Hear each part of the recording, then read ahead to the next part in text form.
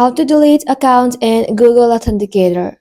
Hello everybody and welcome back to our channel. So let's get started without any further ado.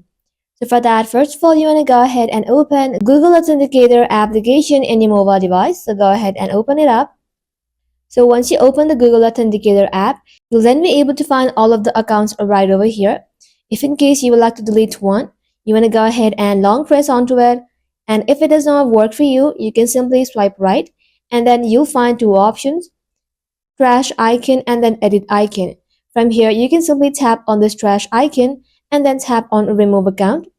And the next option would be to swipe right, tap on this edit icon and then simply tap on this trash icon again and then tap on remove account. So once you remove this account from Authenticator, you won't get codes to help you sign in securely anymore. So make sure to update your settings for this account to reflect the changes. So once you do that, you'll then be able to delete account in Google Authenticator. That is simply how you can do it, guys. Thank you all for watching the video till the very end and stay tuned until our next upload.